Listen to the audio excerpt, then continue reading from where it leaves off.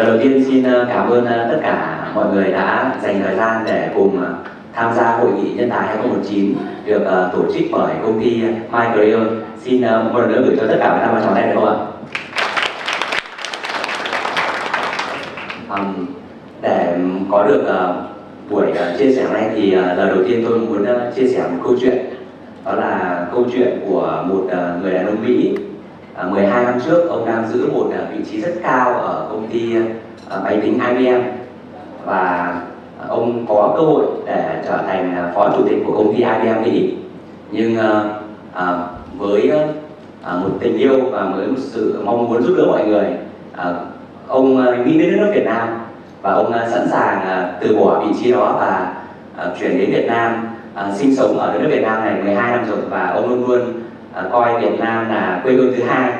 Và trong tháng 9 này thì người đàn ông này có cơ hội được đón tiếp một đoàn những chuyên gia đến từ thành phố Atlanta, Georgia, Hoa Kỳ. Trong đó có những chuyên gia đến từ Coca-Cola và Philip. Và người đàn ông đó là người đã liên hệ để chúng tôi và NGHIểM có cơ hội được tổ chức chương trình ngày hôm nay. Nên lần đầu tiên xin chúng ta chào mừng ông Mr.Steve cựu quản lý giám của công ty IBM.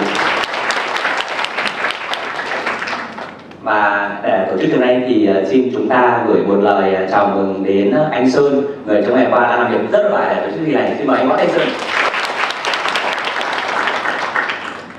Và trong danh sách các mời của chúng ta ngày hôm nay thì chúng ta xin mừng được chào đón ông Steve Highland, giám đốc marketing bán lẻ marketing của Coca-Cola. Ông Paul Bierstaff, giám đốc phân tích của Coca-Cola. Đi theo đoàn có ông Shane Elder, quản lý cấp cao của công ty Philip. Và một người đàn ông âm thầm lặng lẽ phía sau chúng ta là đạo diễn và nhà sản xuất phim truyền hình, ông Giám. Và xin cảm ơn ông Ngô Minh Hòa đã dành thời gian và hôm nay trở thành người diễn giả của chúng ta. Xin chào mừng. Và lời cuối cùng xin một lần nữa cảm ơn tất cả những người bạn và những người đồng nghiệp đã cùng tới đây dành thời gian để cùng lắng nghe, học hỏi và cùng tham gia với chúng tôi ngày hôm nay. Xin dành ra một tràng tay nữa. Ngày hôm nay thì chúng ta sẽ cùng lắng nghe hai chủ đề, đó là về marketing và lãnh đạo. Ông Steve Highland, ông có hơn 28 năm kinh nghiệm làm việc ở công ty Coca-Cola và ông sẽ chia sẻ với chúng ta về 7 bài học mà ông học được từ công ty trong quá trình 28 năm đó. Và ông Paul Bierstaff thì ông cũng đã làm việc ở công ty Coca-Cola hơn 20 năm. Ông làm việc trong những lĩnh bán hàng và marketing và hiện nay thì ông đang giữ một chức vụ giám đốc ở công ty Coca-Cola và ông đã viết 10 cuốn sách. Và ông là một người truyền cảm hứng và một người có khả năng động viên và giúp mọi người. Và ông sẽ là người sẽ chia sẻ với chúng ta về chủ đề lãnh đạo, làm sao để những người đã là lãnh đạo và sẽ thành lãnh đạo tương lai biết được là chúng ta cần chuẩn bị những phẩm chất gì để chúng ta sẵn sàng cho công việc đó. Và để bắt đầu từ nay thì chúng tôi xin mời ông Steve Highland bước lên để cùng chia sẻ với chúng ta về chủ đề đầu tiên là 7 bài học marketing học từ Coca-Cola. Và xin mời ông Ngô Minh Hòa có thể cùng bước lên để dịch cho chúng ta. Xin cảm ơn.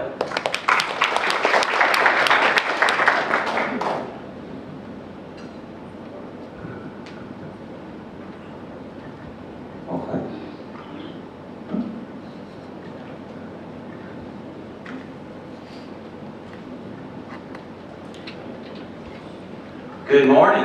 Xin thân ái kính chào quý vị. It is my joy to be here today to present to you. Cho tôi có mặt ở đây với tất cả quý vị để trình bày cái thông điệp này. But I wanted to start by telling you a little bit about who you will hear from. Nhưng mà tôi muốn để một thời gian để giới thiệu bản thân tôi một xíu để quý vị biết tôi như thế nào. I have worked for two major companies, KINH for 2 years and Coca-Cola for 28 years. Tôi làm việc cho hai công ty, VIapplC là 2 năm và Coca-Cola là 20 năm. And then I've worked in my own consulting business on branding for the last 10 years. Và trong suốt 10 năm qua thì tôi cũng làm việc trong công ty của tôi, mở công ty riêng, công ty tư vấn để tạo những thương hiệu. And as part of the 10 years, for 4 years I worked as a movie producer. Và trong suốt 10 năm đó thì trong 4 năm thì tôi cũng là nhà sản xuất phim. So that's my work experience. Và đó là cái kinh nghiệm làm việc của tôi. So please, after our break, we will ask questions. Do not be afraid to ask any question about Coca-Cola or myself. Thì trong giờ giải lao, quý vị có thể tự do hỏi về Coca-Cola hay là về cái công việc làm của tôi. Now I'd like to tell you about my personal life. Bây giờ tôi muốn chia sẻ với quý vị về đời sống cá nhân của tôi. People in Vietnam seem to want to know how old you are. Thường hai người Việt Nam đã gặp nhau thì mình muốn hỏi là bao nhiêu tuổi liền. I'm 62 years old. Tôi 62 tuổi rồi. I have been married to the same woman for 39 years. Và tôi đã lấy cùng một người phụ nữ trong suốt 39 năm. I have 3 children, 2 boys and 1 girl. Và tôi có 3 cháu, 2 cháu trai và 1 cháu gái. And I live in Atlanta, Georgia, in the United States. Tôi sống ở thành phố Atlanta ở tại Georgia ở Mỹ. And that just happens to be the world headquarters of Coca-Cola. Và cũng là cái điều tình cờ để tôi làm việc cho Coca-Cola.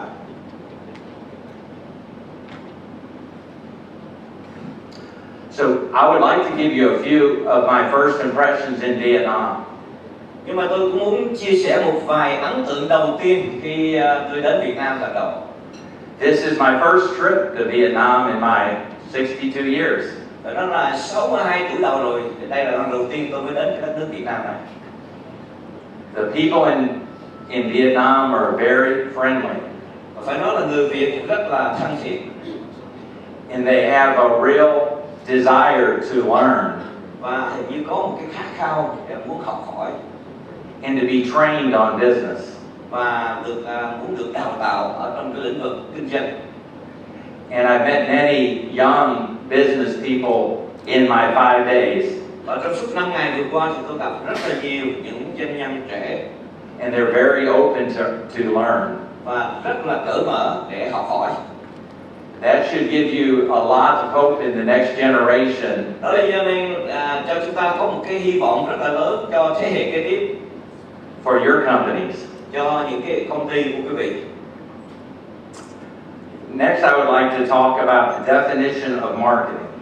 Nhưng mà tiếp theo thì tôi muốn chia sẻ về cái định nghĩa marketing là gì? Tiếp thị.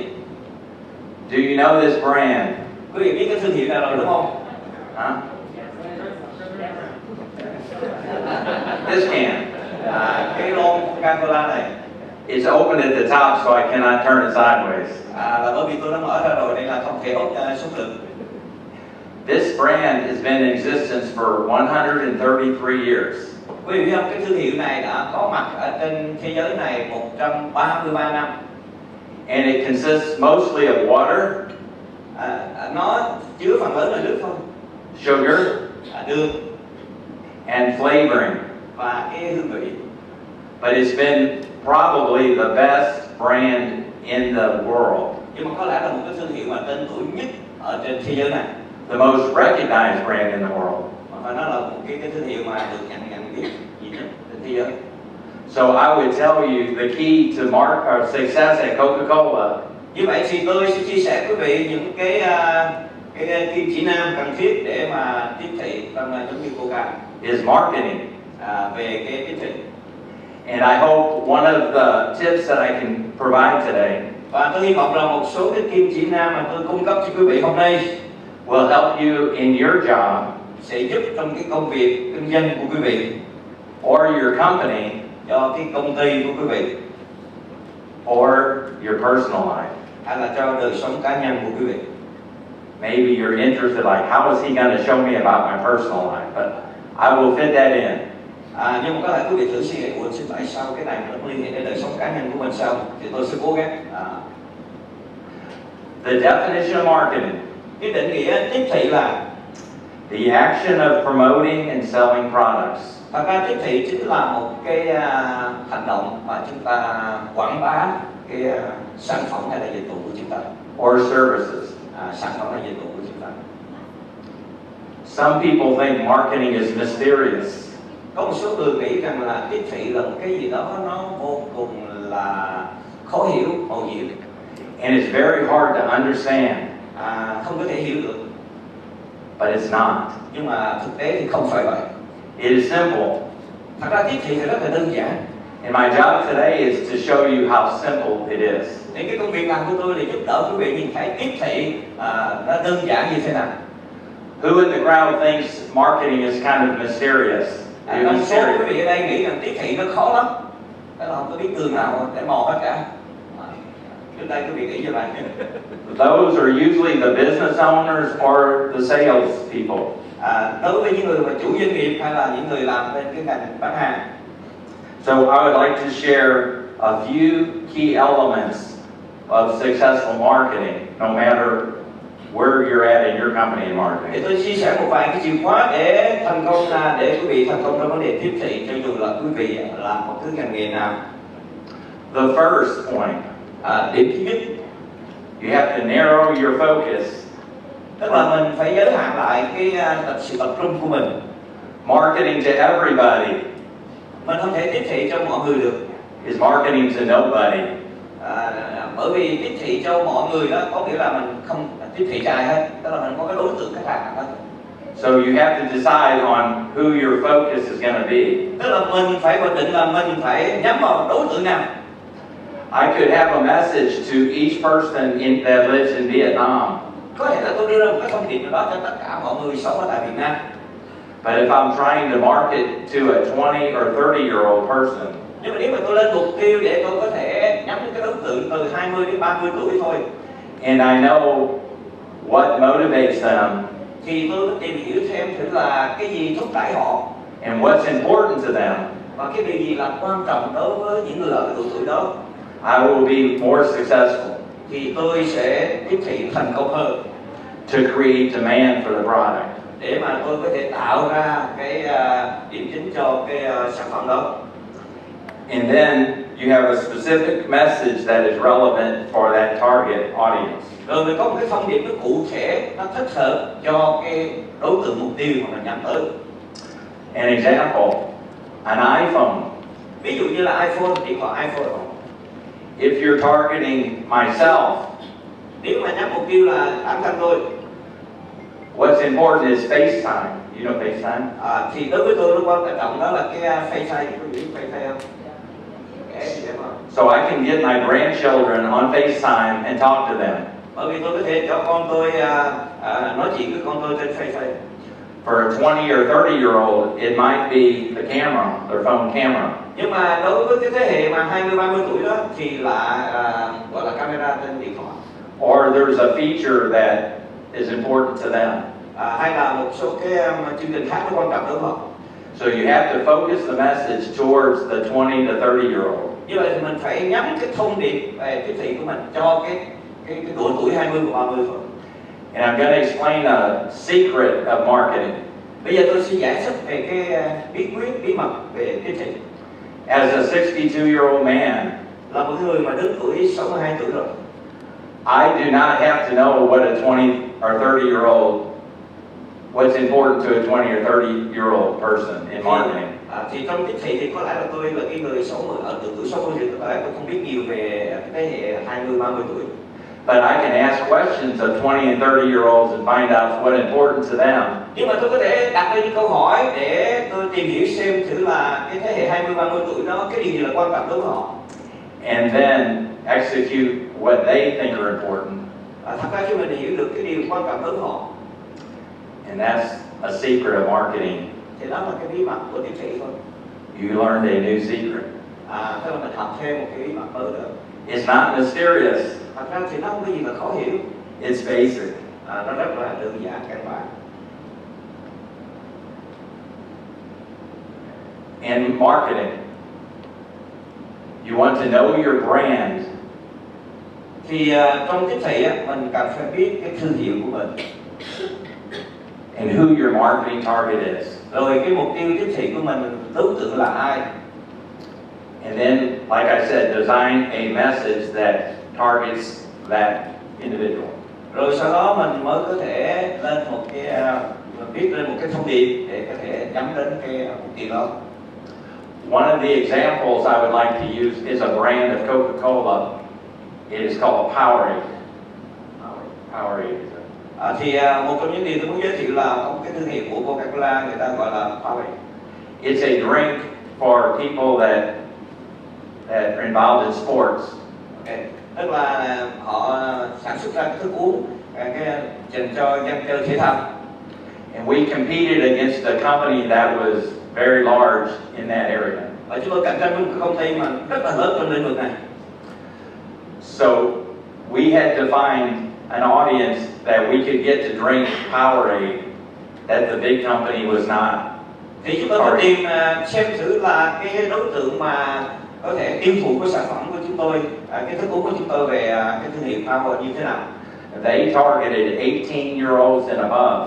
Đối thủ của chúng tôi thì là họ nhắm vào từ cái độ tuổi 19 trở lên. So we said we need to target 12 to 17-year-olds. Thì bây giờ chúng tôi sẽ nhắm đến cái đối tượng là từ 12 cho đến 17 tuổi. To get used to drinking our product Powerade. Để mà nó uống cái thức uống sản phẩm của chúng tôi Powerade. What we did is had Powerade in schools, in high schools, in schools. Và thế là chúng tôi đem cái sản phẩm của chúng tôi vào ở trong trường học, trường tiểu học, trường trung học. And in the United States, most schools had Powerade in their schools. Thì phần lớn các trường ở Mỹ thì họ đều có cái chỗ để bán cái sản phẩm Powerade của chúng tôi. The students drank Powerade at school. Và tôi thấy học sinh nó uống ngay tại trường luôn. But then they also wanted to drink it when they got out of school. Và khi nó học xong rồi ra khỏi trường thì nó cũng muốn uống. And through that we created a successful brand. Và thế là chúng tôi tạo ra một cái nhãn hiệu, một cái thương hiệu rất là thành công. So you have to know your brand. Như vậy mình cần phải biết cái thương hiệu của mình như thế nào. And keep your customer satisfied. Rồi mình phải liên tục giữ cho khách hàng đó họ cảm thấy thỏa mãn khi sử dụng cái sản phẩm của mình. I want to be honest with you. Tôi muốn chia sẻ thành thật với quý vị. I was involved in the best marketing program with Coca-Cola. Tôi tham gia trong một cái chương trình quảng bá về tiếp thị rất là nổi tiếng của Coca-Cola. And the best and the worst marketing program at Tức là Coca-Cola. một cái chương trình tiếp thị cũng rất là thành công, nhưng mà cũng phải là tiếp thị cũng rất là tồi tệ nhất thì tôi cũng tham gia vào. Let me explain. Thì để tôi giải thích cái điều này. Our company decided we were going to have a new form of Coca-Cola. Thì trước đây đó, công ty Coca-Cola của chúng tôi đó là dự tính là sẽ đưa ra một cái mẫu mã mới về cái Coca-Cola. That tasted better than Pepsi. You know Pepsi. Và chúng tôi muốn cạnh tranh với Pepsi là làm sao để người ta uống thì người ta nếm thì cái vị nó ngon hơn. We changed Coca-Cola to a new Coke formula. Thì bây giờ chúng tôi thay đổi cái công thức từ cái công thức Coca-Cola thành công thức mới. That was supposed to taste better than Pepsi. Và chúng tôi nghĩ rằng là uống vô cái vị nó ngon hơn là Pepsi. Millions of people were offered a free can of our new Coca-Cola. Và hàng triệu người Mỹ đó được tức là uống miễn phí lúc mà chúng tôi ra cái sản phẩm này. But at the same time, we took away the regular formula of Coca-Cola. No Coca-Cola. Okay. Và cùng một lúc đó, khi chúng tôi đưa ra cái sản phẩm mới này thì chúng tôi không có dùng cái công thức nguyên thủy của Coca-Cola nữa.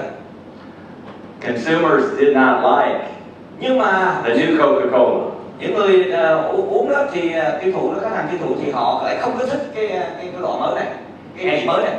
And complained heavily. Và họ than phiền ngay.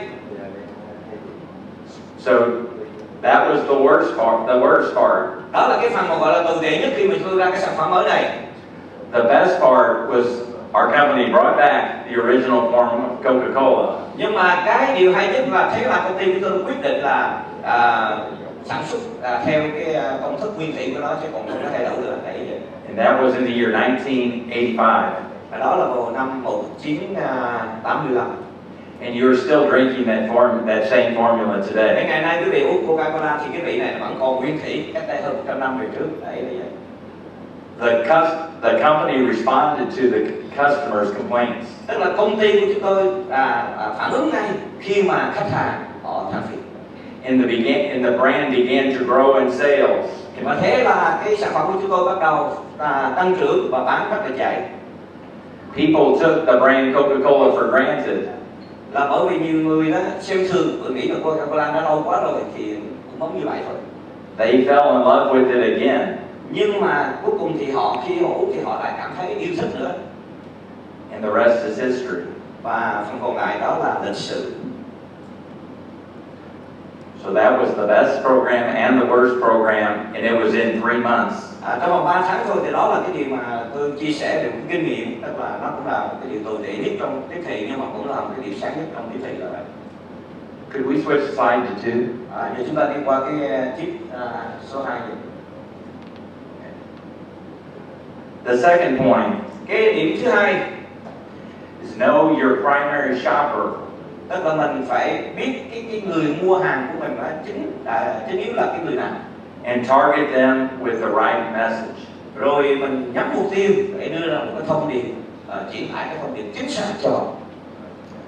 When I explain this, you will understand. Chỉ như tôi sẽ giải thích thì quý vị sẽ hiểu thôi. It's not complicated, this is simple. Nó không phức tạp đâu, rất là đơn giản. And the females will understand this. Và thường thì các chị em phụ nữ sẽ hiểu cái này nhiều hơn. The shopper in a supermarket, supermarket. Thì những người mà đi mua sắm ở siêu thị đó is primarily female in the United States. ở Mỹ đó, thì phần lớn những người đi mua sắm, nói chung là mua đồ bình thường ở siêu thị thì phần lớn là phụ nữ. They usually shop in a supermarket either for a lot of groceries for their family. Một là họ đi mua sắm để mua những cái hàng hóa thực phẩm cho gia đình, or just to get a few extra items that they need between the next visit. hay là họ có thể đi thêm để mua một vài cái món đồ nào để cần thiết cho họ. So at Coca-Cola, I have to take my message and target it to the female. Thì tôi làm việc ở công ty Coca-Cola đó, cái mục tiêu của tôi nhắm tới đó là làm sao để tiếp thị cho phụ nữ, The mother is the shopper. Bởi vì trong gia đình thì cái người mẹ thường hay là người đi mua sắm. Unless your son or daughter, they take product off the shelf and put it in your buggy. Là bởi vì nhiều khi con trai mấy đứa con nó mới lấy đồ nó bỏ vô trong cái giỏ hàng. Usually toys and candy. Thường hay là những đứa con thì nó đi với bà mẹ thì thường hay nó lấy nào là kẹo với đồ chơi nó bỏ vô, nó thích mua đâu. So in supermarkets, we try to let the female shopper know. Thì ở tại siêu thị đó thì chúng tôi luôn luôn tạo sự chú ý cho cái chị em phụ nữ. That Coca-Cola product will help their celebrations, like a birthday or a family outing. Tức là làm sao để tạo cái ấn tượng để cho cái người đi mua sắm người ta nghĩ là mình mua Coca-Cola về uống trong cái sự kiện là có thể là mừng sinh nhật gia đình hay là thọ gì vân vân, đấy là như vậy. So in my role at Coca-Cola, it was important to know the female shopper. Đó là cái vai trò của tôi trong công ty Coca-Cola đó, làm sao để tìm hiểu khách hàng là cái giới phụ nữ đó họ muốn cái gì. I am not a female. Tôi thì là nam giới chứ không phải là nữ giới. That is obvious. Điều đó quá rõ ràng rồi. And I don't know have to know how females think. Nhưng mà tôi thì không biết là phụ nữ họ nghĩ gì. No man knows that. Thật ra thì không có đàn ông nào trên đời nào biết hiểu phụ nữ nghĩ gì. Yes. Đó là sự thật. So I could ask female shoppers what is important to them. Thì tôi hỏi mấy chị em mà đi mua sắm đó là cái điều gì quan trọng đối với họ. They would always say their family. Thì họ luôn luôn nói gia đình là số 1. So we have products that are good for their family. Như vậy thì chúng tôi nghĩ ra cái sản phẩm nào để mà tiện lợi tốt cho gia đình của họ. Another channel of our business is convenience stores, Circle K. Là một cái kênh khác mà chúng tôi dùng đó là qua những cái cửa hàng tiện lợi. Có thể tạm dịch chứ bây giờ rất là nhiều cửa hàng tiện lợi. Our primary shopper is males, men. Nhưng mà những cái cửa hàng tiện lợi ấy, thì cái người đi mua sắm á, 9% là nam giới. They go to the store when they're thirsty or lunch to drink a product. Thường thì mấy anh này đó là anh đi đến mấy cửa hàng tiện lợi vào cái dịp ăn trưa để mà khi anh khát nước thì mua nước uống rồi ăn trưa tại đó. When they buy a Coke, they look for a snack or a food item to go with it. Thì khi mà mua một lon Coca thì thường hay mua thêm cái phần thức ăn nhẹ, bánh cái gì đó, snack gì đó. So we target men in convenience stores with the message. Như vậy thì chúng tôi lại tạo ra một cái thông điệp để nhắm đến cái đối tượng khách hàng là nam giới tại những cái cửa hàng tiện lợi đó. I am a man. Một lần nữa thì tôi là người nam. I don't have to ask other men what's important to men. Thì tôi không cần phải hỏi mấy anh nam này là cái gì quan trọng, bởi vì tôi biết là họ suy nghĩ gì. But if I need to understand what young men think, I need to ask people. Nhưng mà bởi vì tôi lớn tuổi rồi nên tôi cần tìm hiểu xem là cái giới trẻ dạo này chúng nó nghĩ như thế nào. So that was the second point. Đó là cái điểm thứ hai. To make sure you focus on the shopper who is shopping the product, because they are the one that buys the product. Hãy đảm bảo là mình nhắm vào cái người đi mua sắm đó, bởi vì họ là cái người mua sản phẩm của mình. Sometimes the shopper is also the buyer. Một cái người đi mua sắm đôi khi cũng là cái người mua sắm luôn. As is it in the convenience situation, the shopper is the buyer because they shop for the product and they also consume the product.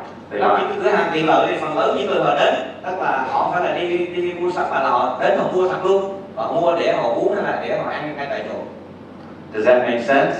Họ biết là quý vị hiểu ý nào không? That is simple. It's not magical. Nếu quý vị thấy tiếp thị nó rất là đơn giản, nó không có gì là phải phức tạp cả. I believe you're becoming better marketers just by looking at your faces. Bởi vì tôi nhìn thấy khuôn mặt quý vị, tôi nghĩ là sau cái khóa này quý vị trở thành những nhà tiếp thị rất là giỏi. Point number 3. Rồi điểm thứ 3. And I talked about being more specific, so we're going to be even more specific now. Thì nãy tôi có nói đó là khi mình tiếp thị thì mình phải nên cụ thể, chính xác, thì ở đây là cái điểm thứ 3. You have to understand your product, your brand, and when it's used.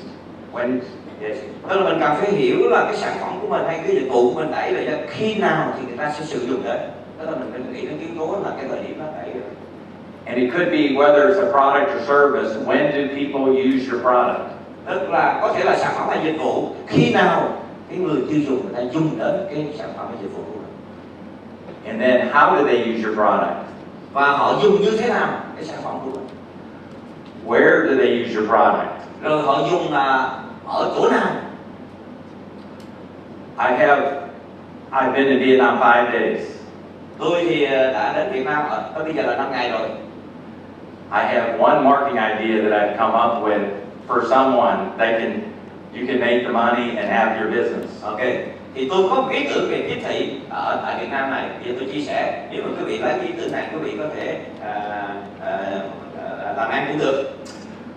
There are many scooters in Ho Chi Minh City. Ở tại thành phố Hồ Chí Minh này thì rất là nhiều xe máy. And for that occasion, when they're on the scooter, they wear a mask. Thì thường họ chạy xe thì họ sẽ có cái khẩu trang để bịt lại. But most of them look like surgical masks that are light blue. Thì tôi thấy rằng là phần lớn họ che cái khuôn mặt nó giống như là mấy bác sĩ mà phẫu thuật che vậy đó, che hết cái khuôn mặt. Do you see where this is going? Quý vị thấy sao? My idea is to brand those masks. Ok. Thì cái ý tưởng của tôi đó là làm sao chế ra một cái khăn khẩu trang đó, một cái thương hiệu gì đó. For the children, Disney, Mickey Mouse. Tức là làm sao để nó cái hình của Mickey Mouse đó cho mấy em bé. For women, cho phụ nữ thì we match their outfits with color and design. Tức là sao mình thiết kế cái mẫu mã sao nó có màu sắc rồi đẹp, xanh xanh đỏ đỏ cho nhỏ thích, xinh lớn lớn. Then men would use whatever colors are left. Còn cho nam thì màu nào cũng được hết. So we're looking at an occasion which is driving a motorcycle.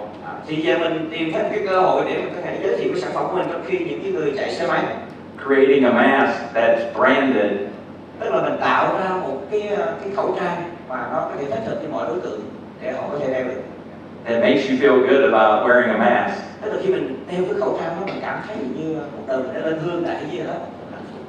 But that is an idea of trying to just to think about a marketing idea. Tôi chỉ có 5 ngày ở Việt Nam thôi, thì đó là cái ý tưởng tôi nghĩ khi mà tôi sản xuất cái sản phẩm này. Đó, thì tôi muốn chia sẻ cái ý nghĩ với quý vị.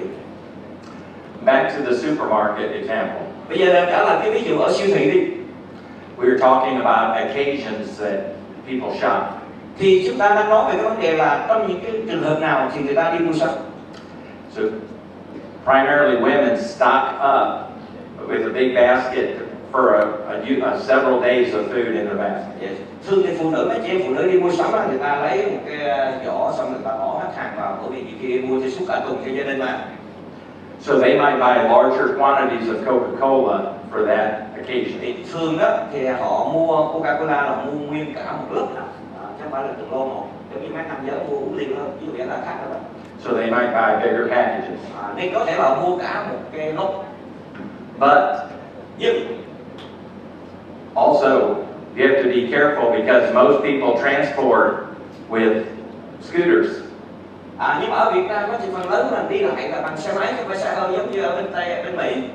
So you have to make sure your larger package have a handle or some way to transport your. Thì mình phải nghĩ đến đó, khi mình chế ra cái lốc Coca như vậy làm sao nó tiện lợi để người ta có thể xách và người ta chạy xe máy được. That has to be considered. Thì đó là điều mà chúng ta cần phải nghĩ đến, xem xét đến. So those are occasions in supermarkets that we look at. Thì đó là một số cái trường hợp mà chúng tôi xem xét khi mà người ta mua sắm ở siêu thị. The occasions that we look at for convenience stores. Rồi bây giờ những cái trường hợp mà khi chúng tôi quan sát ở tại những cái cửa hàng tiện lợi thì như thế nào? We know that Coca-Cola goes well with food items for lunch. Thì thường thì chúng tôi thấy rằng là Coca-Cola được bán chạy nhất vào cái thời dịp đó là ăn trưa, tức là người ta vừa ăn vừa uống luôn. We do not market to breakfast to first in the morning. Thì thường á, chúng tôi không tiếp thị bán vào cái thời điểm là ăn sáng. But we do focus on dinner occasions and snacks with chips or candy bars. Thì chúng tôi nhắm đến thứ nhất là cái bữa tối và cái bữa gọi là ăn giữa, tức ăn nhẹ thôi đó. Đó, đấy vậy. So if you know the occasion your product is used, it will make you more successful. Yes. Đấy, quý vị phải tìm hiểu là cái dịp nào, ví dụ trong ngày, buổi sáng, buổi trưa, buổi tối gì đó, và cái sản phẩm của mình người ta tiêu thụ thì quý vị sẽ trở thành công. Don't take this for granted. Đừng xem thường những yếu tố này. People may use your product different than you think they use it. Bởi vì khách hàng nhiều khi nó sẽ dùng đến cái sản phẩm của mình hơn là mình nghĩ nữa.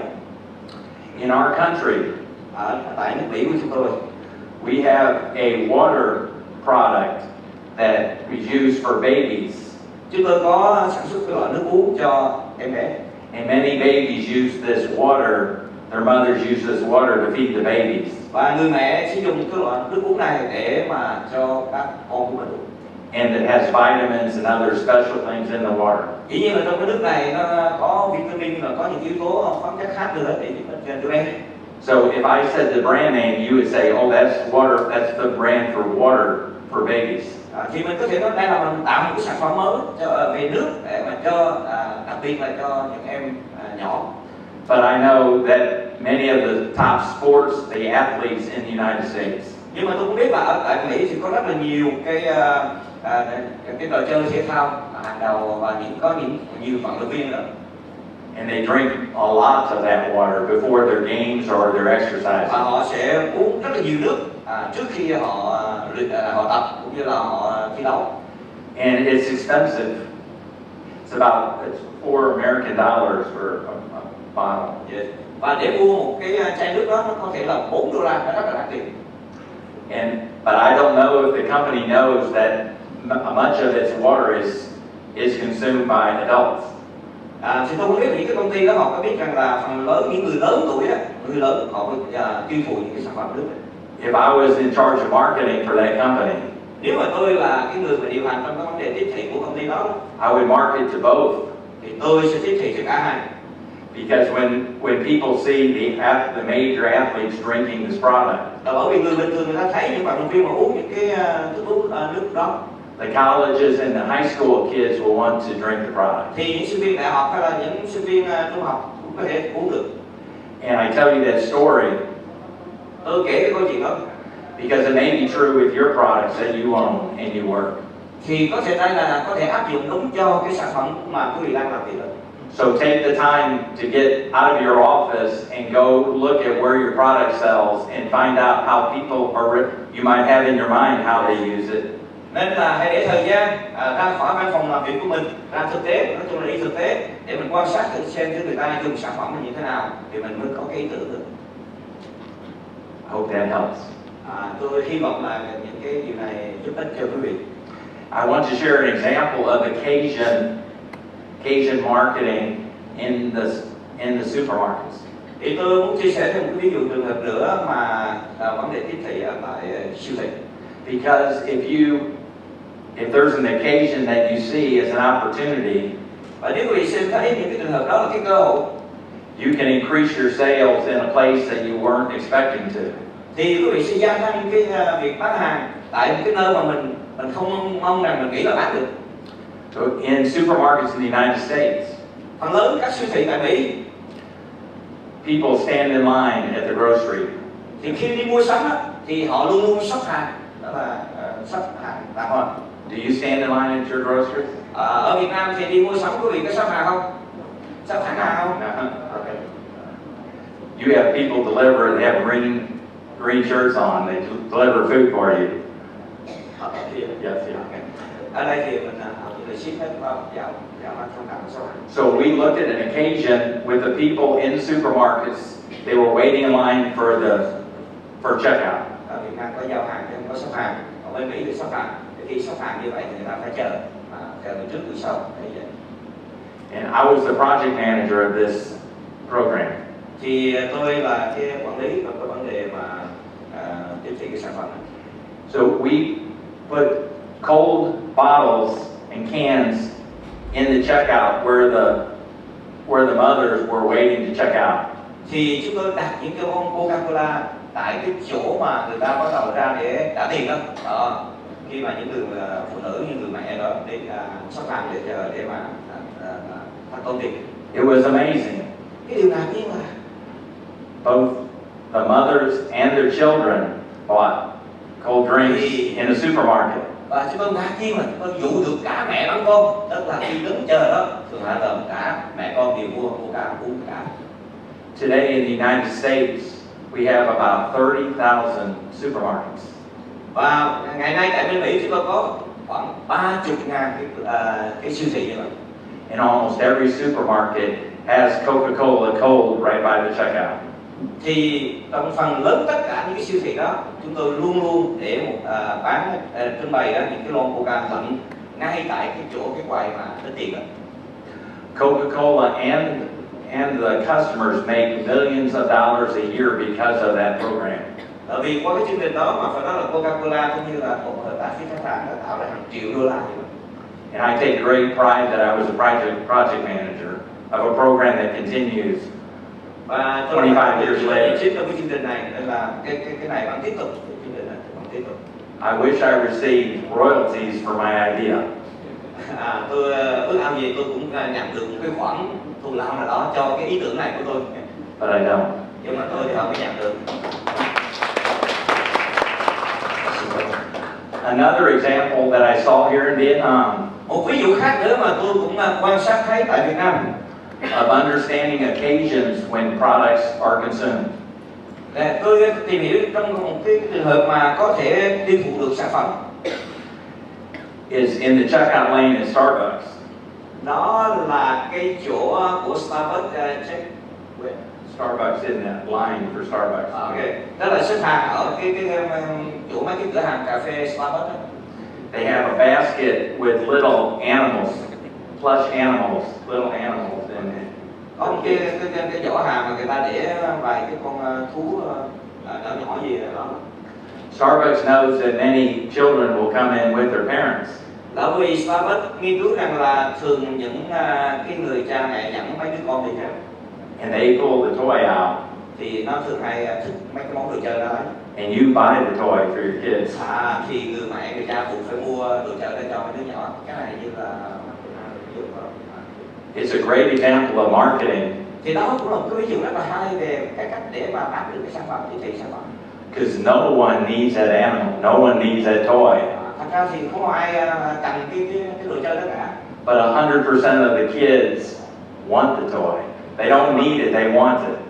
Nhưng mà 100% thì những đứa nhỏ đi theo á, thực nó không chỉ là cần mà nó muốn nữa, nó muốn cho bạn được. Okay, I'd like to go to point 4. Rồi bây giờ tôi sẽ đi nhanh qua điểm thứ tư. At Coca-Cola, we were trained by our president. Ở tại Coca-Cola thì chúng tôi được đào tạo ở cái vị chủ tịch. To put our product within arm's reach of desire. Tức là có một cái câu gọi là làm sao đó mình đặt cái sản phẩm á, ở trong tầm tay, tầm với của cái ước ao, cái khát khao của cái người sử dụng.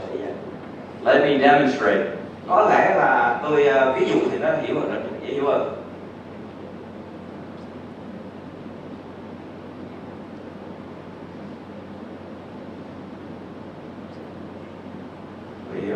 The product, I went right by the product. Đó là tôi đi ngay tới cái chỗ sản phẩm. It was within an arm's reach. Tức là nó trong cái tầm với của các cái tay của tôi thôi. And I purchased the product. Rồi tôi mua cái sản phẩm đó. Or my child purchased the product. Và công việc của tôi là chỉ mua thôi. We are taught at Coca-Cola to look at all of our retail stores with an arm's reach of desire. Tức là chúng tôi tìm hiểu tất cả mọi cửa hàng bán lẻ làm sao đó để cái Coca-Cola ở một cái tầm mà mọi người đều có thể tới đó được và mua. Where you place your product in a store. Quý vị đặt cái sản phẩm của mình ở đâu trong cửa hàng, chẳng hạn như cao, người ta có đặt ghế ở từ lên cái đó không? Yes, right at eyesight level. Tức là ở cái tầm mức là ngay trước mắt mình thì người ta dễ tới và dễ mua. A good brand that is hidden in the bottom of the shelf. Có một số thì để ở dưới cùng của cái kệ đó. Will not succeed. Như vậy không có thành công. So any product that you have, put it right there in front to create the demand with the consumer or the shopper. Tức là dù sản phẩm gì nữa nhưng mà quý vị phải để ngay cái tầm mắt hay là tầm tay của người tiêu dùng thì họ mới mua được. Does that make sense? Quý vị hiểu ý nào không ạ?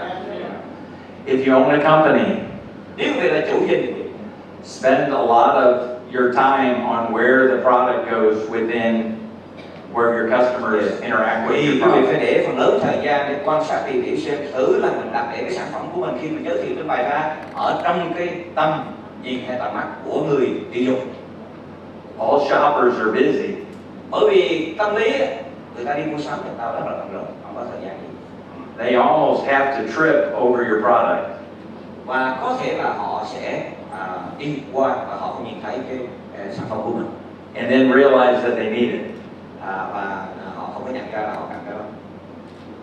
Does that make sense? Quý vị hiểu ý nào không ạ? Make sense? Okay, point number 5. Rồi điểm thứ 5. This is very important, especially as a business owner or a manager of a company. Thì cái điểm này rất là quan trọng, đặc biệt nếu quý vị là chủ doanh nghiệp hay là quý vị là quản lý của một công ty. To first start out with your goals. Tức là bắt đầu bằng cái mục tiêu cụ thể rõ ràng. What are you trying to accomplish with your brand? Tức là bây giờ mình đưa ra một cái sản phẩm, cái thương hiệu đó, mình muốn là cái ý định của mình là gì, mình muốn hoàn tất như thế nào. What does your brand do? Và cái sản phẩm của mình đó, cái thương hiệu của mình nó tạo ra được cái giá trị gì? And is your brand designed to make more money or to more sales? Nếu mà mình nghĩ là cái sản phẩm của mình chỉ để là kiếm thêm thu nhập hay là để bán được nhiều hàng.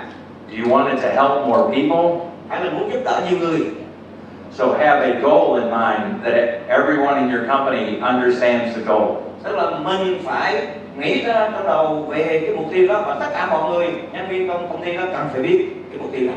Do not keep the goals to yourself. Chứ làm sếp hay làm chủ đừng cứ giữ mục tiêu cho riêng mình. Share them with your managers and your people. Mình phải chia sẻ với quản lý với tất cả nhân viên trong công ty. So they all know what you're trying to accomplish. Để mà tất cả đều biết rằng là mình phải đạt đến cái đích đó như vậy thôi.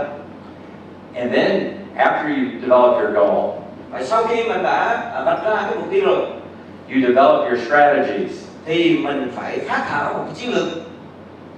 The strategies are the best way to accomplish your goals. Và cái chiến lược chính là cái phương cách nào tốt nhất để mà hoàn tất cái mục tiêu đó. And the goals and the strategies are important that you can execute them. Và mục tiêu của những chiến lược là điều rất là quan trọng để chúng ta thực thi.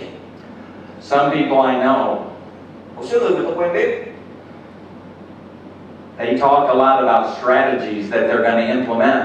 họ nói rất là nhiều về những chiến lược mà họ sắp thực thi áp dụng.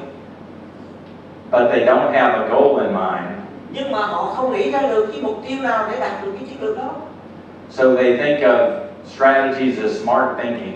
Họ nghĩ rằng tôi vạch ra được cái chiến lược nó là khôn lắm, nó khôn ngoan lắm. I think of it as a way to focus your marketing to achieve your goals. Nhưng mà để phải nhắm vào cái sự tiếp thị để mà mình mới có cái mục tiêu cụ thể rõ ràng. Do you have goals, specific goals for your company? Quý vị có mục tiêu cụ thể rõ ràng cho công ty hay là doanh nghiệp quý vị không? There's nothing wrong with making more money. Dĩ nhiên á, mục tiêu mình kiếm được lợi nhuận, kiếm được nhiều tiền thì không có gì là sai. But specific strategies and execution will help you make more money. Nhưng mà cái chiến lược cụ thể và thực thi cái chiến lược đó sẽ khiến quý vị có thêm nhiều lợi nhuận thêm. A good question to ask your employees Một câu hỏi rất là hay mà quý vị nên đưa ra cho các nhân viên is ask them what our goals are hỏi họ là nhân viên là họ mục tiêu của họ là gì, and make sure they know what they are. và phải tìm hiểu xem đảm bảo là họ hiểu được cái mục tiêu của công ty như thế nào. With my teams, I used to share goals and strategies of what is important many times. Trong cái nhóm làm việc của tôi đó thì cái đội của tôi luôn luôn chia sẻ về những cái chiến lược, những mục tiêu đó.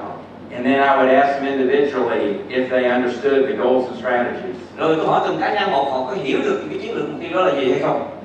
And half would say no.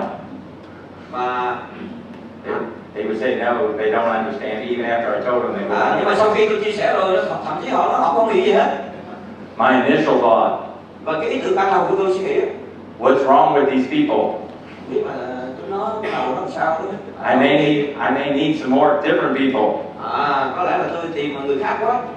But the real problem was me. Nhưng mà thật ra cái vấn đề thật sự là do tôi. If your people cannot articulate the goal, after you think you told them many times, it's your problem, it's not their problem. Đó là sau khi mình nói cho nhân viên của mình rất là nhiều lần về cái chiến lược mục tiêu mà họ không hiểu nữa, thì mình phải để là vấn đề nằm ở mình chứ không phải là của họ. So then you need to have a good talk with yourself. Thì mình phải tự chỉnh sửa lại. But close your door before you do that. Tức là mình đi về nhà đóng cửa lại để mình qua thử là bản thân mình nó có sai được chỗ nào trước khi mà đi ra chia sẻ lại. Okay, so point 6. Rồi điểm thứ 6 quý vị. This is very important. This point is very important in my time at Coca-Cola. Thật ra thì đây là một cái điểm rất là quan trọng trong cái khoảng thời gian mà tôi làm việc với công ty Coca-Cola. Look for other companies that can work with you to build scale, to build size in your market. Okay. Tức là mình nên tìm hiểu những cái công ty khác để mình cùng có thể hợp tác với họ để mình tạo ra một cái cán cân ở trong tiếp thị. So I met a man who works in the water category. He works on water brands. Chẳng hạn như tôi tìm một cái người mà trong cái công ty gọi là sản xuất về nước uống. So I would look like who can I partner with my water brands to develop scale in my marketing. Như vậy thì tôi sẽ tìm hiểu xem cái công ty sản xuất nước uống đó như thế nào để mà tôi có thể cân bằng lại ở trong cái công ty của tôi. They can get you your partners can get you in new places that you're not in through their relationship with customers. Là bởi vì khi mình có cái mối quan hệ hợp tác như vậy đó, đối với những công ty khác thì là mình lại có thêm được khách hàng. You can help them and they can help you. Nói chung là cả hai giúp đỡ nhau, mình giúp qua và giúp lại. But it has to make sense to the shopper. Nhưng mà làm sao nhắm mục đích là người khách hàng người ta hưởng được cái ích lợi đó, ta hiểu được. So water partnering with perfume will not work.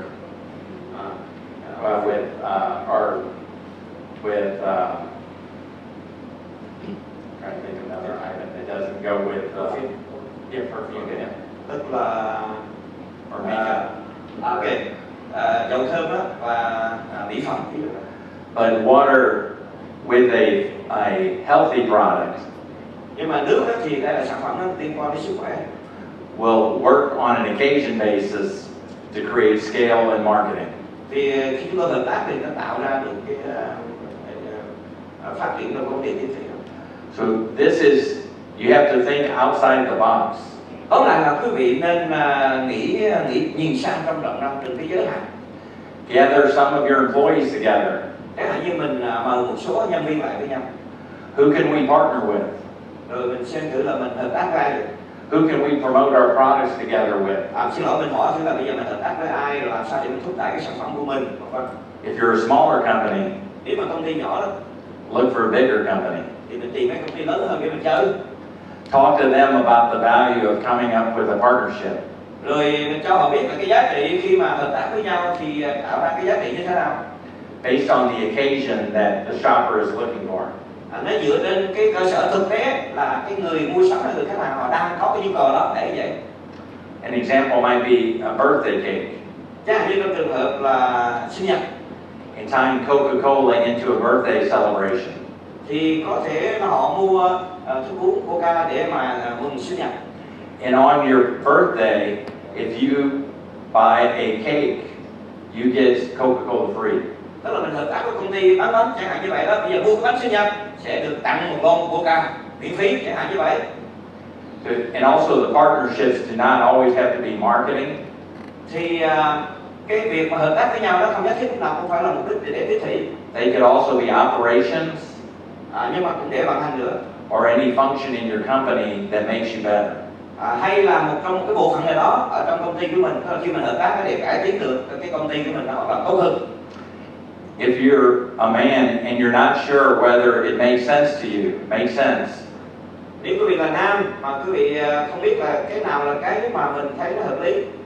Tell your wife what you're thinking of doing and asking her if she thinks it's a good idea. Thì cũng như vậy thôi, tức là ý nói với những người nam mà lập gia đình rồi đó thì đôi lúc mình không biết nên làm gì thì người tốt nhất hỏi là mình hỏi vợ mình là anh nên làm gì thì vợ sẽ cho ý kiến. Đó, để mình hiểu ý. If she says yes, then go ahead and do it. Và nếu mà vợ mình nói được cái đó nên anh làm đi thì là làm. That's why I've been married 39 years. Đó lý do nên tôi đã lập gia đình 39 năm rồi vậy đó. Okay, the last point. Và điểm cuối cùng, điểm thứ 7. Focus your marketing on doing a few things well. Tức là mình phải tập trung vào làm sao để tiếp thị hay là gì mình làm nó tốt. If I explain this right, và nếu mà tôi giải thích mà nó chính xác đó, this will help you the most. Thì tôi nghĩ rằng cái điểm này giúp đỡ quý vị rất nhiều. I talked to a business owner this week. Trong tuần vừa rồi thì tôi cũng nói chuyện với một số chủ doanh nghiệp. He wrote down a list of all the things that he wanted his people to do. Và anh liệt kê tất cả cái danh sách những việc mà anh muốn nhân viên phải làm. There were 29 important things for each one of their salespeople to do. Và anh liệt kê là 29 điểm quan trọng mà mấy người nhân viên bán hàng của anh cần phải thực hiện. I can tell you, no matter how good they are, they will not be successful. Nhưng mà tôi muốn nói quý vị rằng dù là những cái điểm anh viết ra nó hay ho cỡ nào nhưng mà những người nhân viên bán hàng không thể làm nổi gì mà 29 điểm nhớ gì nổi. The important thing is focusing on the main 2 to 3 things that are important. Như vậy thì cái vấn đề là mình tập trung vào 2-3 điểm chính yếu thôi, cái điểm là quan trọng nhất trong tiếp thị. And then focus on those results. Rồi mình tập trung về cái kết quả như thế nào. I gave you the example of Powerade in schools. Như tôi đã đưa một cái ví dụ về cái thức uống mà của Coca mà có cái tên gọi là Powerade ở tại trường đó. The year before we were focused, we lost many millions of dollars. Nhưng mà cái năm mà trước khi mà chúng tôi tập trung vào cái sản phẩm mới đó thì chúng tôi đã mất, tức là thua lỗ đó hàng triệu đô la. In the United States, we focused on that one program. Ở tại Mỹ lúc đó thì chúng tôi chỉ tập trung một cái chương trình thôi. The next year we made millions of dollars. Và năm sau thì chúng tôi đã kiếm được hàng triệu đô la. Focus makes all the difference in the world. Và đó là phải tập trung để mang lại một sự thay đổi rất lớn. That is a tip for your personal life also. Và đây cũng là cái bí quyết cho đời sống cá nhân của chúng ta. I don't want 29 things to try to do in my personal life. Trong đời sống cá nhân tôi không có muốn là một cái danh sách 29 việc cần làm. I can be good at executing 2 to 3 things. Thì trong số 29 cái danh sách điểm đó thì tôi nghĩ là tôi có thể giỏi hoặc 2-3 điểm thôi, thì tôi tập trung làm những cái điểm mà tôi giỏi là được rồi. But it's not only focusing on 2 or 3 things, it's doing the right 2 or 3 things. Dĩ nhiên không chỉ là tập trung làm 2-3 điều gì đó, nhưng mà mình phải làm cái điều đó một cách đúng chính xác nữa. And then executing them. Mình phải thực thi nữa. So my last few minutes, I'd like to ask you a question. Tôi chỉ còn lại vài phút thôi, thì tôi muốn hỏi quý vị vài câu hỏi này. We've talked about the brand of Coca-Cola. Chúng ta đang nói về cái thương hiệu Coca-Cola. It is 133 years old. Cái thương hiệu này đã 130 tuổi rồi, hơn 130 tuổi rồi. Coca-Cola is very successful financially. Và nó là công ty Coca rất là thành công về vấn đề phương diện tài chính. And employs many hundreds of thousands of people all around the world. Và đã thuê hàng ngàn nhân viên khắp mọi nơi trên thế giới. It's been a successful brand for the whole time. It's been 133 years. Và nó là một thương hiệu rất là thành công trong suốt 130 năm. Steve Highland, Steve Highland, as a brand, cũng là một cái thương hiệu. Is 62 years old. Là 62 tuổi. Coca là 30 tuổi. What do I want that brand to be? Như vậy thì tôi muốn cái thương hiệu của tôi nó trở thành như thế nào? You can say that you are certain things. Có lẽ quý vị nói rằng quý vị làm thế này thế kia. But people will decide what kind of brand you are by what you do, not what you say. Nhưng mà người ta hưởng lợi được từ những gì mình làm, chứ không phải những gì mình nói không. At Coca-Cola, the key to success is you get the same Coca-Cola that I'm drinking now at my home or your home. It's the same formula. It's the same. It tastes the same. Cái sự thành công, cái chìa khóa của Coca-Cola là dù quý vị ở bất cứ nơi nào, ở bất cứ quốc gia nào, tại nhà quý vị cũng uống cái lon Coca này, nó cùng hương vị giống như bất cứ chỗ nào trên thế giới. Đó là cái thành công của Coca. With Steve Highland, my brand, I want the people to know certain things and do things. I have integrity and they trust me in my business relationship. Ở bản thân tôi, Steve Highland, thì thương hiệu của tôi là gì? Tôi muốn cho mọi người biết rằng dù tôi làm gì hay nói gì nữa thì nó có một cái sự tiên khiết nhất quán và không có gì thay đổi để vậy. So I ask you this final question. Nên tôi muốn hỏi quý vị một câu hỏi cuối cùng. What is your brand? Thương hiệu quý vị là gì? What do people think of when they think of your name or your company? Khi người ta nói đến tên quý vị hay là nói đến công ty quý vị thì người ta nghĩ ngay đến cái gì? Is it consistent with what you want and then what people would say about you or your company? Những gì quý vị nói, những gì quý vị muốn và những gì người ta nói gì về quý vị nó có nhất quán với nhau hay không? Remember, they'll say about your company what you do, not what you say. Hãy nhớ là người ta nói về công ty quý vị là những gì quý vị làm, chứ không phải là quý vị quảng bá, là quý vị chỉ nói không. One thing I would say, I would ask of you. Một điều nữa tôi muốn hỏi quý vị. You have tremendous young business people in Vietnam that I've met so far. Đến giờ thì tôi phải nói rằng Việt Nam cái tiềm năng về những doanh nghiệp trẻ rất lớn. Mentor and invest time in them. Và quý vị nên đào tạo cái thế hệ trẻ và nên để thời gian với cái thế hệ trẻ. And your brand will be known as the person that poured into the next generation to make them Thì successful. cái thương hiệu quý vị, cá nhân quý vị cũng có tên tuổi là bởi vì quý vị đã giúp đào tạo trong một cái thế hệ kế tiếp. It's my view that Vietnam will be real successful in the coming years. Theo quan điểm của tôi đó, Việt Nam trong những năm sắp tới rất thành công. And it will be because of what you did, not what you said. Nhưng mà cái quan trọng đó là cái sự đạt được thành công đó là tùy thuộc vào việc chúng ta làm, chứ không phải là chúng ta chỉ hô hào mà thôi. Thank you for the opportunity today to talk about marketing. Nên cảm ơn quý vị cho tôi có cơ hội để chia sẻ về cái gì.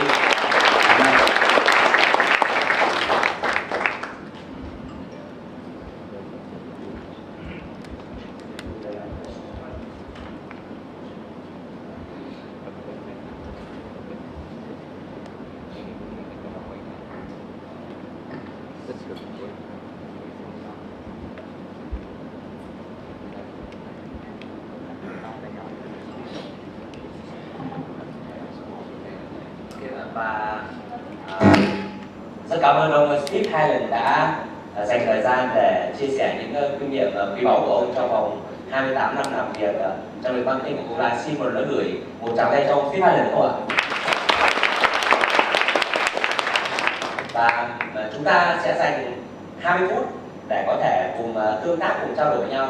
Và bất cứ những người bạn của chúng tôi ở đây có câu hỏi nào về lĩnh vực marketing hoặc là trong vấn đề xây thương hiệu của công ty, doanh nghiệp mình có câu hỏi gì thì xin mời có thể cùng giơ tay để chúng ta có thể cùng trao đổi về những câu hỏi này không ạ?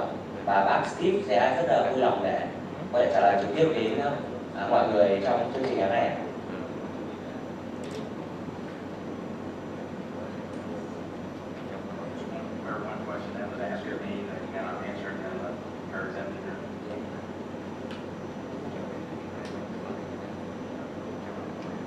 I will start out and ask myself a question that was asked yesterday of me.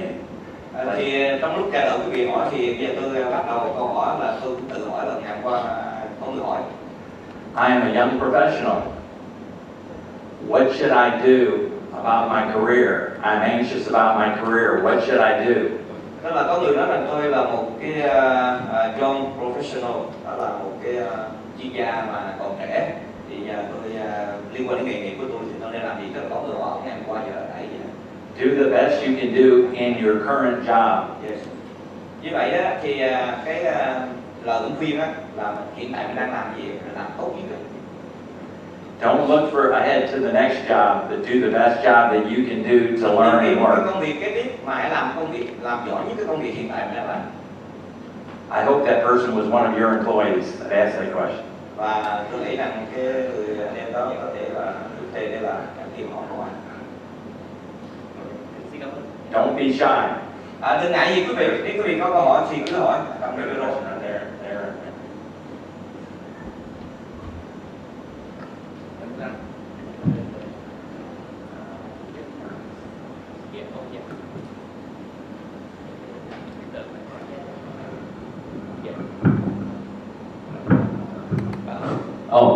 Yeah. Hi, Steve. It's an honor.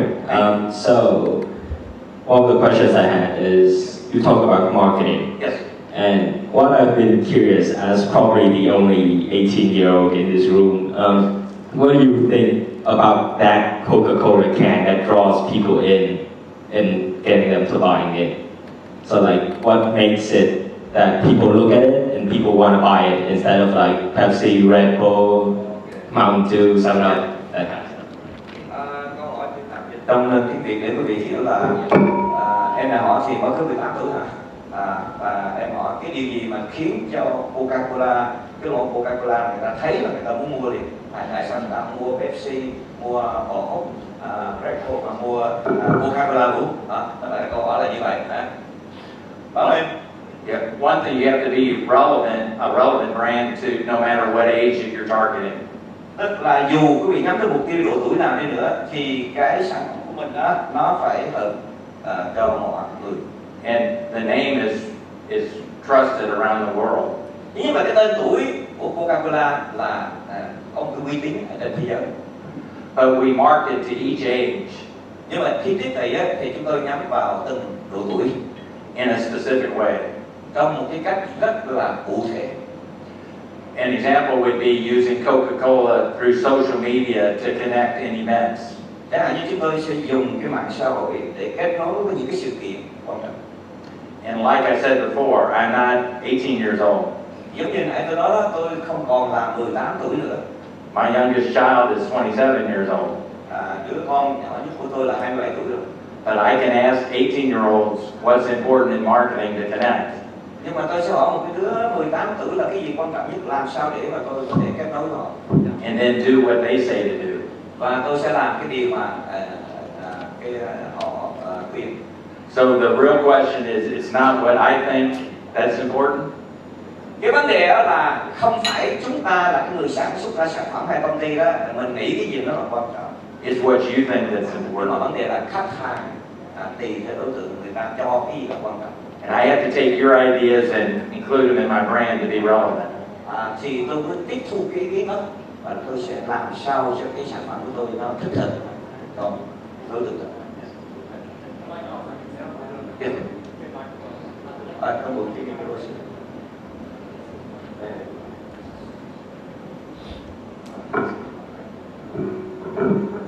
That was a great question. Thank you so much. I know you've been to America, so you've experienced all of our brands. Okay. Em như là ở Mỹ rồi thì có lẽ là em cũng đã kinh nghiệm qua là nói chuyện với thương hiệu khác nhau. To Steve's point, one of the insights that my team works on, insights and analytics at Coca-Cola. Vì tôi cũng làm cho Coca-Cola trong MST khi mà nói về cái hiểu biết của And one of the things we found that was important to 18 to 24-year-olds was American sports. Thì đối với chúng tôi khi mà tìm hiểu ở Mỹ từ cái độ tuổi từ 18 đến 24 đó, thì cái thích nhất thế hệ này là thể thao. So this season we're in right now in America is college football season, American football. Thì vào cái mùa gọi là American football đó là bóng đá Mỹ thì chúng tôi nhắm tới. So one of the programs that we've executed is putting a different college football logo on each can of Coca-Cola.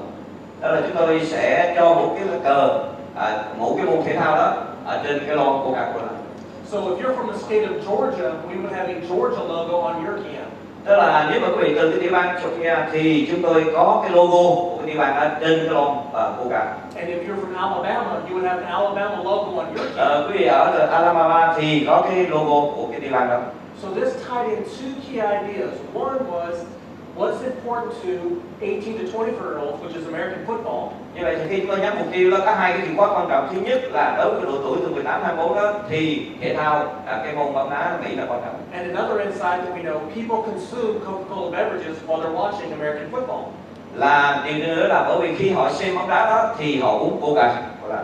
When we bring those two ideas together, we sell more Coca-Cola and we make the 18 to 24-year-old very happy. Và khi chúng tôi tổng hợp hai cái ý tưởng này lại với nhau, thế là chúng tôi bán được Coca-Cola và chúng tôi làm cho cái đối tượng khách hàng từ 18 24 đó thỏa mãn. What's interesting is not only do they consume the Coca-Cola, they save the can and use it as a memento and keep it at home. Okay. Cái điều hay nữa là không chỉ chúng nó uống Coca-Cola nhưng mà chúng nó giữ lại cái lon đó, bởi nó có cái biểu tượng để làm kỷ niệm thờ áo đó trên cờ. Because it has their favorite college logo on it. Là bởi vì cái logo đó rất là thích, cái giới trẻ em thích như vậy. Thank you. Xin cảm ơn. Next question. Câu hỏi tiếp theo. Hi, thanks for coming and for the very interesting talk. So I have a question. You mentioned that focus is very important. Yes. But let's say after I've tried to understand the audiences and the occasions that they purchase or consume the product, I've identified, let's say, 3 major groups, and they are quite separate. For example, your example of the drinks, where it's initially targeted for the babies, but some adults also use it. So how do you divide your resources into the 2 different, let's say, 2 focuses? Because you said that you should better focus on one or few things. So let's say you have 3 different groups. How do you decide which one to focus more on, or do you focus equally among the 3? Cái câu hỏi của em đó là mình nói về cái sức mạnh hay là cái tầm quan trọng của cái sự tập trung. Đó là chẳng hạn như mình chỉ tập trung vào 2-3 đối tượng ấy như vậy đó. Nhưng bây giờ có trường hợp là ví dụ như 3 đối tượng cùng lúc như vậy đó, thì làm sao để mà mình có thể tập trung ngang bằng nhau, hay làm sao đó để giải quyết vấn đề này, để như vậy. What I would answer to is you would still focus, because what we're focusing on is the marketing message to that one, the most important group, but you still market generally to all 3 groups. Okay. You're specific to the one group that you're trying to message to in your marketing, but you still have general advertising that reaches the other 2 groups. Đại ý là ví dụ như mình có 3 cái nhóm đối tượng khách hàng đi nữa, thì bây giờ cái nhóm thứ nhất đó mình tập trung, mình chuyển tải cái thông điệp để mình tiếp thị, để mà mình giới thiệu cho sản phẩm cho cái đối tượng thứ nhất. Nhưng mà những đối tượng còn lại thì mình vẫn quảng bá. Nhưng mà cái sự tập trung của mình chính đó là cái nhóm thứ nhất, ví dụ như vậy đó. Nhưng mà cùng một lúc thì mình cũng có thể quảng bá cho những cái nhóm đối tượng khác. You don't target a negative message to anyone. Dĩ nhiên là mình không đưa ra một cái thông điệp tiêu cực cho ai cả. At 62 years old, no one targets me. Như 62 tuổi rồi thì không ai nhắm mục tiêu tôi là cái đối tượng khách hàng. But I still enjoy and drink Nhưng mà tôi Coca-Cola. vẫn uống Coca-Cola. And I would like to think I'm young at heart. Bởi vì trong lòng tôi suy nghĩ là tôi có một trẻ. So one of the example, brand marketing will help you target everyone. Tức là khi mà mình tiếp thị về thương hiệu thì mình có thể nhắm đến mọi người. But other marketing elements can be real specific to help a Nhưng certain mà age. ở một cái thị trường cụ thể thì mình nhắm tới một cái đối tượng. An example too, for an 18-year-old, that Coca-Cola offers scholarships to college. Chẳng hạn như là ở độ tuổi 18 thì trở lên thì người ta uống vào ở trong trường học. Many 18-year-olds are excited when Coca-Cola pays for their college. Là bởi vì họ 18 tuổi đi học đại học thì rất là thích uống. I hope I answered your Hy question. vọng ta trả lời câu hỏi của em.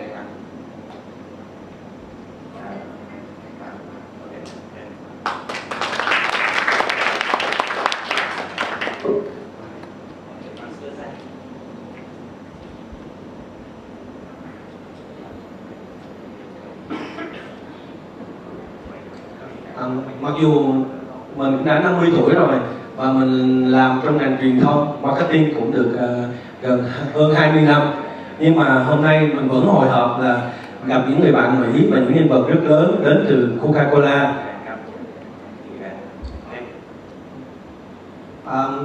Và tôi có hai câu hỏi. Câu hỏi thứ nhất là tôi cảm ơn 7 cái tips mà đã tạo nên cái thương hiệu thành công của Coca-Cola và tạo nên thương hiệu của ông. Năm nay ông được 62 năm rồi. Thì thứ nhất tôi muốn hỏi về những cái khủng hoảng về truyền thông, cái cách giải quyết khủng hoảng khi gặp những cái tin tức nó xấu ảnh hưởng đến cái thương hiệu Coca-Cola. Là câu hỏi thứ nhất là cái cách giải quyết khủng hoảng như thế nào. Và cái câu thứ hai là bản thân ông trong cái cuộc sống cũng gặp những cái khủng hoảng thì cũng cái cách thức ông giải quyết cái khủng hoảng trong cuộc sống của ông như thế nào. Đó là cái câu hỏi của tôi.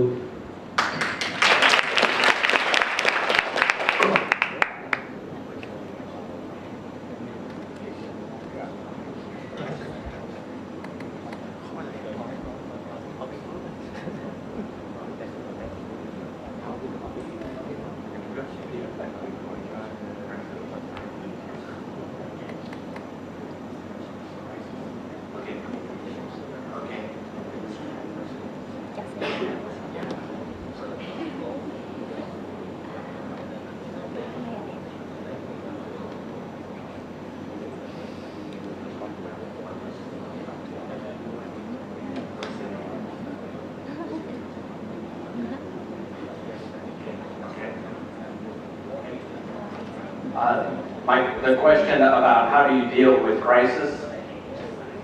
Cái câu hỏi đầu tiên là làm sao để xử lý những khủng hoảng về truyền thông, trì hoãn hãng thông. It's a question of communication. Rồi về truyền thông.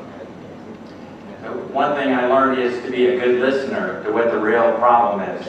Thì trước hết tôi phải trở thành một người lắng nghe giỏi, luôn luôn lắng nghe, luôn luôn thấu hiểu để muốn giải quyết vấn đề. And acknowledge that it is a problem to you, a crisis to you. Thì mình phải nhận biết rằng là cái sự khủng hoảng này là mình. And I would do anything within my power to help you with your crisis. Thì làm sao để tôi làm hết sức mình để có thể giúp đỡ quý vị để giải quyết được khủng hoảng đó. For example, ví dụ, a hurricane this week hit the United States in Florida. Ở tại Mỹ ngày hôm nay trong tuần vừa rồi thì có một cơn bão đến cái bang Florida with major damage. Gây thiệt hại rất lớn. That's a crisis. Cái đó cũng là một cái khủng hoảng. Coca-Cola has water production facilities. They produce water for their product in Florida. Okay. Thì Coca-Cola cũng có một cái nhà máy sản xuất nước ở tại cái Florida hiện tại.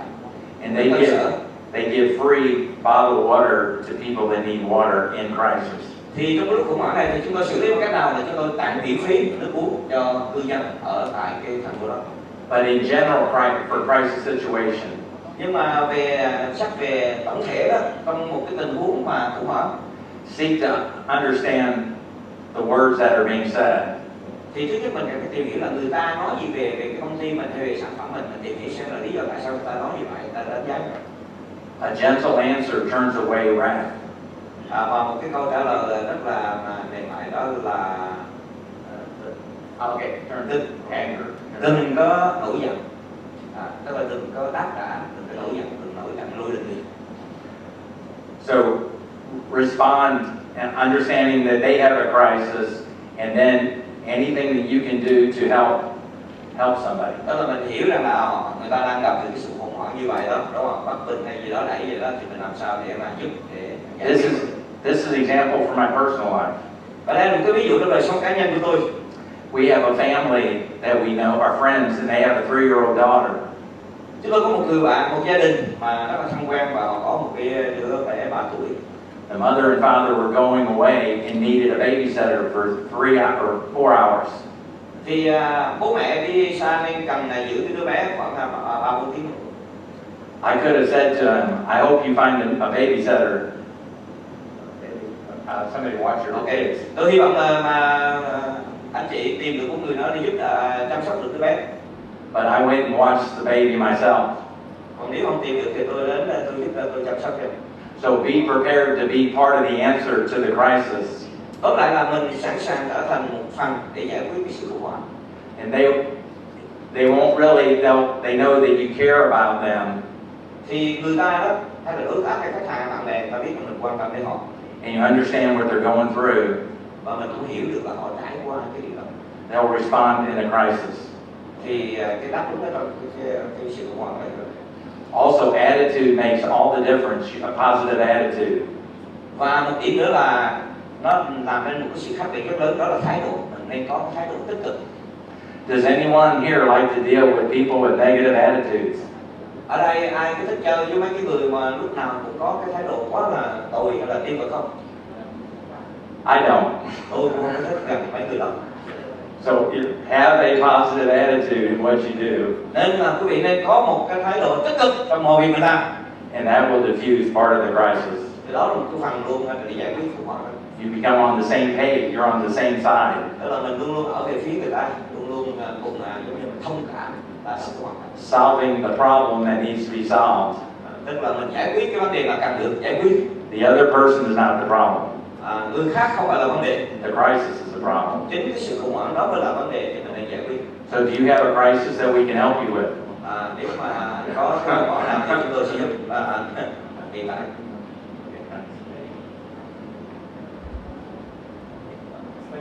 So there's a real crisis. So in let me tell you a story. Có một khủng hoảng vào năm 90.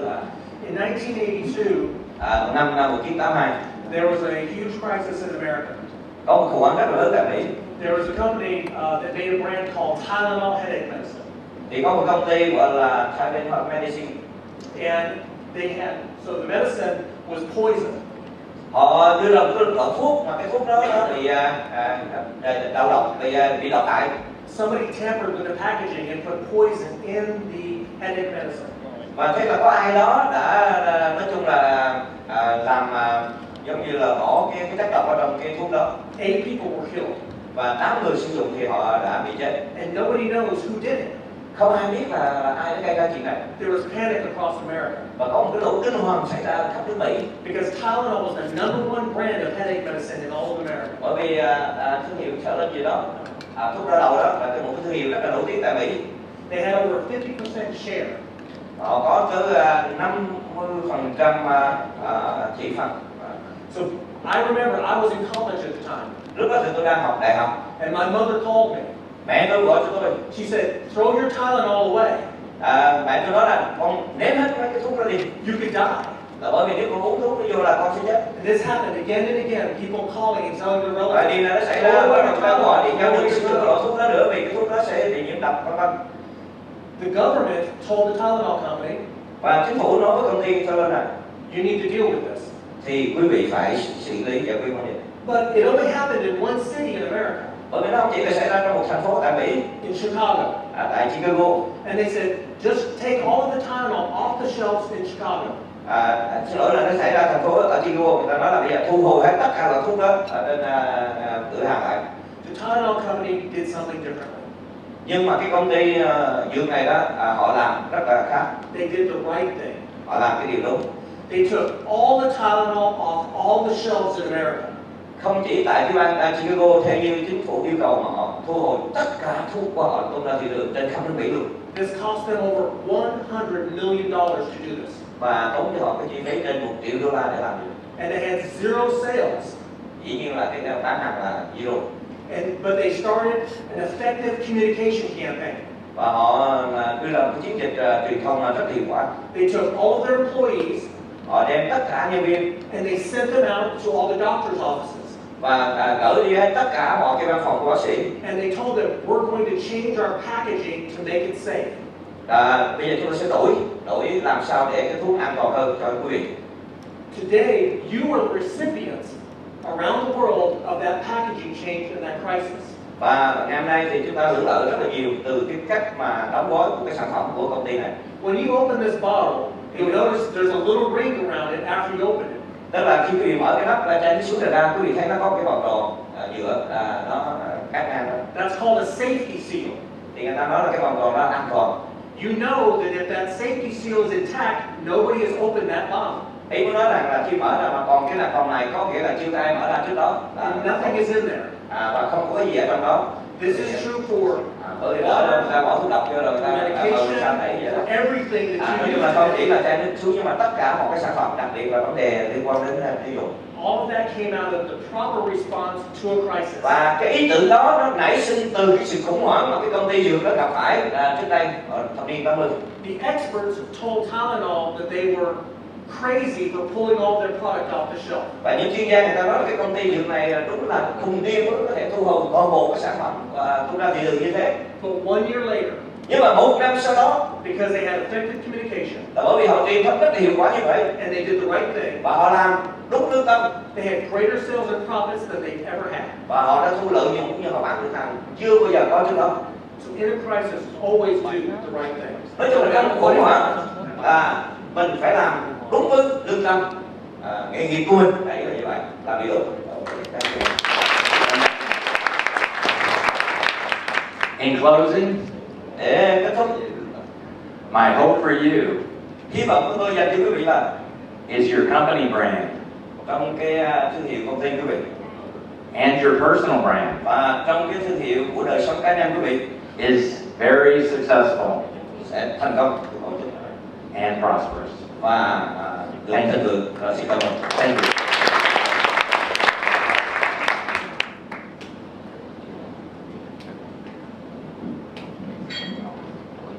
Một lần nữa xin cảm ơn ông Steve Highland và ông Paul về những câu trả lời rất thông thái và hữu ích cho những câu hỏi của anh chị em.